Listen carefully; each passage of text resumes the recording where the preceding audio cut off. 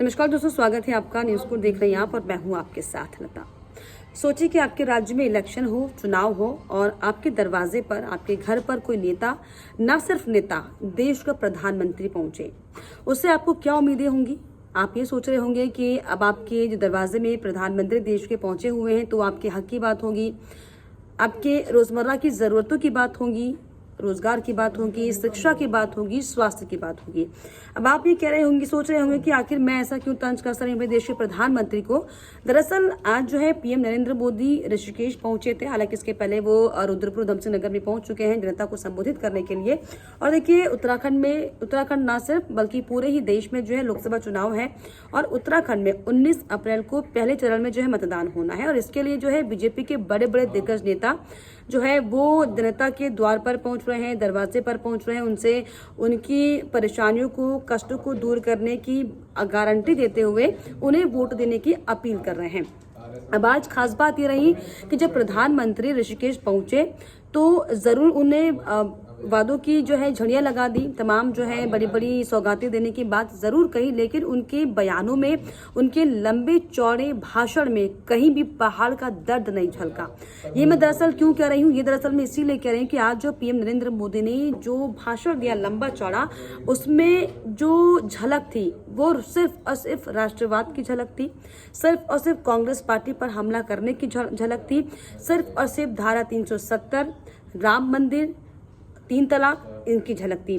तो मेरा आपसे सवाल बस ये है कि उत्तराखंड में जो रहते हैं लोग, जो उत्तराखंड के वासी हैं, जो पहाड़ के वासी हैं, क्या मैं इसका मतलब ये बिल्कुल भी नहीं होता कि आपको राष्ट्रवाद नहीं होना चाहिए, लेकिन जिस तरीके से जो पहाड़ के मुद्दे चीख चीख कर पुकार रहे हैं, पहाड़ों में जो हालात बने हुए हैं, चाहे वो हम पलायन की बात करें, पहाड़ों में किस तरह की स्वास्थ्य सेवाएं हैं, ये आप सब जानते हैं। भले ही आप खुद से झूठ बोल दीजिएगा, लेकिन आप जो है हालातों से झूठ नहीं बोल सकते।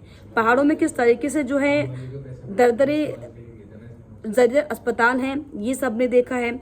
स्कूलों की किस तरीके से कमी है, बिल्कुल बखूबी स्कूल बनाए गए हैं, पूरा इमारत स्कूल की खड़ी हुई है, लेकिन वहाँ पर शिक्षकों की किस तरीके से कमी है और किस स्तर के शिक्षक वहाँ पर और किस स्तर की पढ़ाई हो रही है, इससे कोई दरअसल अछूता नहीं रहा है।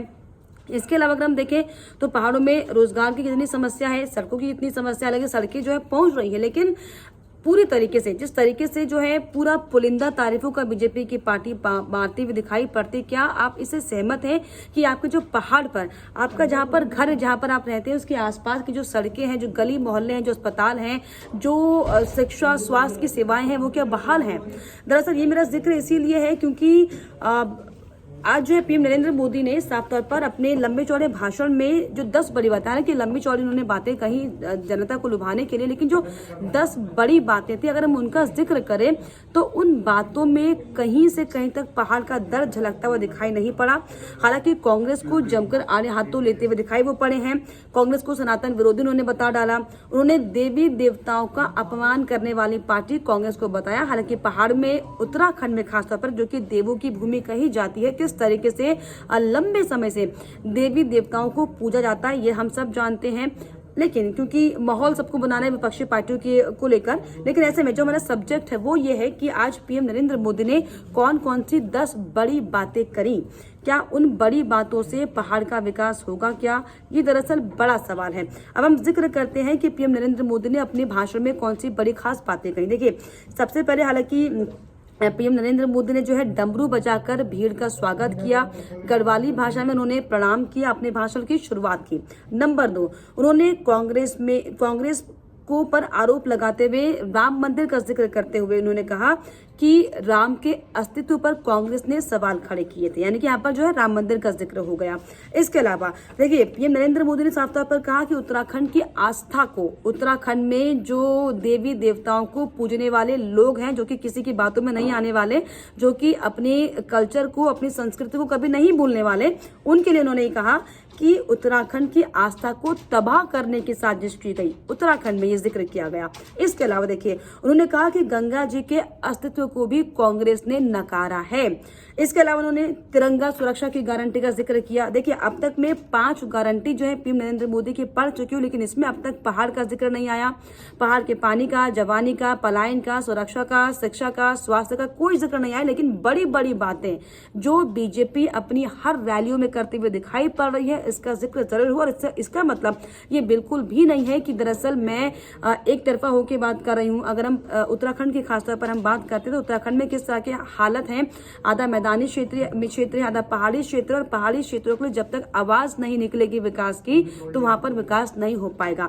देखिए, इसके अलावा उन्होंने क्या जिक्र किया, नंबर 6 उन्होंने जिक्र किया कि 10 वर्षों में हमने देश को मजबूत किया, और देश की मजबूती का नाम लेते हुए उन्होंने धारा 370 का जिक्र किया, उन्होंने 3 तलाक का जिक्र किया, उन्होंने इसके अलावा जो है वन नेशन वन पेंशन का जिक्र किया, यानी कि जो राष्ट्र के बड़े बड़े मुद्दे थे वो उन्होंने उत्तराखंड में गिनाने की कोशिश की। इसके अलावा उन्होंने 5 सीटों पर बीजेपी के पक्ष में वोट डालने की अपील की। इसके अलावा अमेरिका के एक किस्से का उन्होंने जिक्र किया। इसके अलावा नंबर 9, हमने भ्रष्टाचारियों को लूटपाट से रोका, ये उन्होंने जिक्र किया।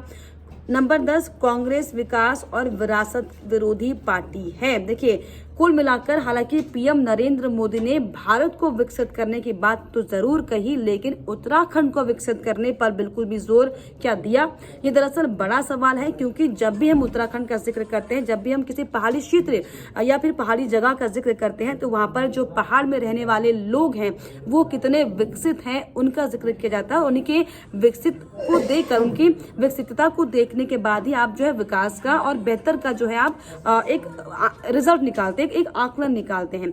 लेकिन जिस तरीके से, चाहे हम पीएम नरेंद्र मोदी की बात कर लें, अभी हाल ही में जो है केंद्रीय मंत्री स्मृति ईरानी वहां पर पहुंची हुई थी, उन्होंने भी जो है राष्ट्र के मुद्दे गिनाकर धारा 370 का जिक्र किया, उन्होंने राम मंदिर का जिक्र किया, 3 तलाक का जिक्र किया, यूसीसी का जिक्र किया, सीएए का जिक्र किया। लेकिन जब आखिर में उनसे अंकिता भंडारी केस को लेकर जब सवाल पूछा गया तो किस तरीके से वो उसे नजरअंदाज करते गई, इसका वीडियो सोशल मीडिया पर जमकर वायरल हुआ। लेकिन मेरा सवाल आपसे सिर्फ यही है कि अगर हम पहाड़ के विकास की बात करते तो क्या हमें खुद से सवाल नहीं पूछने चाहिए क्या कि पहाड़ में कैसा विकास होना चाहिए? जो पहाड़ में छोटे छोटे बच्चे, जो छोटे छोटे मासूम बच्चे जो कि एक टैलेंट अपने अंदर लेकर जो है बड़े हो रहे हैं, क्या उस टैलेंट को सही जगह नहीं मिलनी चाहिए क्या? जिस तरीके से वहां पर अभी भी पहाड़ों की ये बात है, 21वीं शताब्दी में हम हैं, अगर कोई महिला प्रेग्नेंट हो जाती तो आप सोचिए कि वहां पर डोली में उस महिला को लेकर अस्पताल की तरफ जो है पहुंचाया जाता है। उसमें भी गनीमत है, अगर वो समय पर पहुंच गई तो महिला की जो डिलीवरी है वो सुरक्षित हो जाएगी, लेकिन अगर नहीं पहुंची तो जच्चा और बच्चा दोनों को कुछ भी हो सकता है। ये पहाड़ के दैनिक जीवन के हालात हैं, और इन हालातों को दरकिनार करते हुए क्या हम सबको सिर्फ और सिर्फ राष्ट्र के मुद्दे पर बात करनी चाहिए?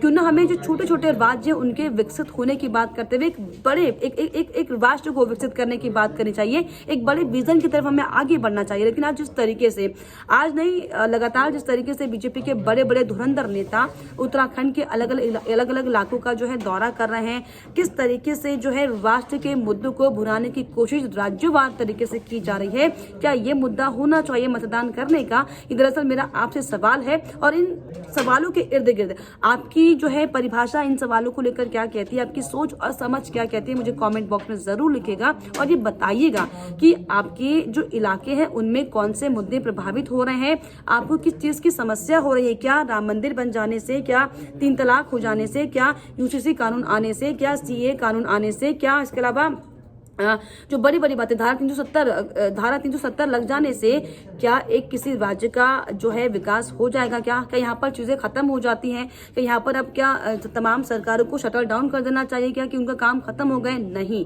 देखिए, ये जनता की जिम्मेदारी है कि वो नेताओं को बताए कि उसके आसपास किस तरह की समस्याएं हैं, क्या कुछ जो है दैनिक जीवन में समस्याओं से रूबरू हो रहे हैं, ताकि नेता उन समस्याओं को समझकर आपकी समस्याओं को दूर करे। लेकिन इस चुनावी समय में जिस तरीके से सिर्फ और सिर्फ राष्ट्रवाद के मुद्दों को हावी करने की कोशिश की जा रही है राज्यवार तरीके से, ये कितना सही है मुझे कमेंट बॉक्स में जरूर लिखिएगा। और साथ ही साथ हमारे चैनल को लाइक, शेयर एंड सब्सक्राइब करना भी ना भूलें।